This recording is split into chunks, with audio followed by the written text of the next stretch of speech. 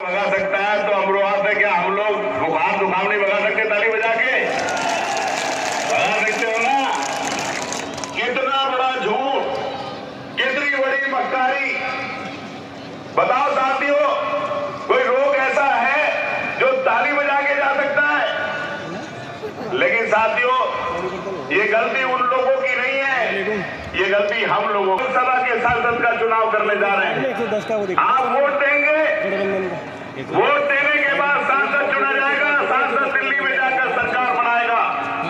आप सब है वो आखिरी कोने पर बैठा गरीब आदमी, जिसकी आंखों में आंसू है, जिसके पास न खाने के लिए रोटी है, न जिसके पास खाने रहने के लिए छत है, उसको छत या रोटी मिलेगी या नहीं मिलेगी, ये भी सरकार के पास अख्तियार है।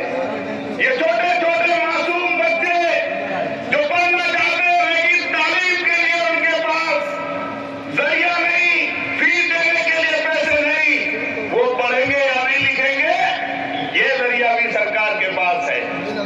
तो रोटी रोजी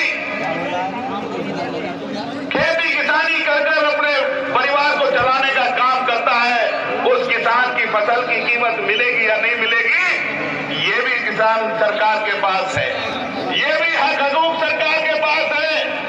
लेकिन साथियों, मैं आपसे पूछना चाहता हूं, बताओ 10 साल मोदी जी की सरकार, 7 साल योगी जी की सरकार, यहां पर बैठे हुए जितने भी लोग हैं उनमें 99% वो लोग हैं जो खून पसीना बहाकर खेती-बाड़ी कर अपने परिवार को खेती-बाड़ी के जरिए से चलाते हैं।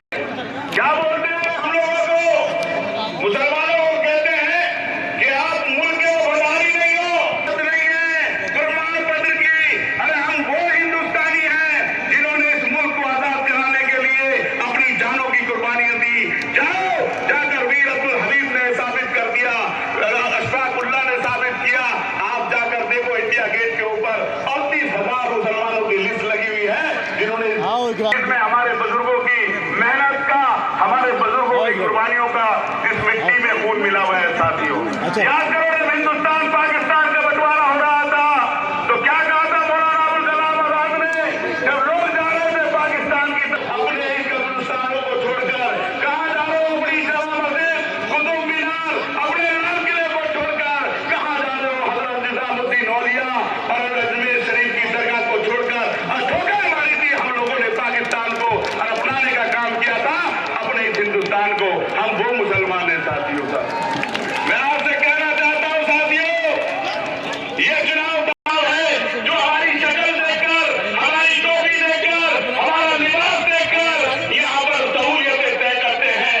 याद रखना साथियों, अगर आज भी नहीं बदले, आज भी नहीं जागे, तो मैं आपसे दावे के साथ कह सकता हूं कि हो सकता है कल आपको कब्रिस्तान में कब्र खोदने के लिए भी इजाजत मांगनी पड़े, हो सकता है आपको नमाज के लिए भी इजाजत मांगनी पड़े, हो सकता है पूजा करने के लिए भी इजाजत मांगनी पड़े, हो सकता है आपको जागरण कराने के लिए भी इजाजत मांगनी पड़े। बताओ साथियों, दानिश अली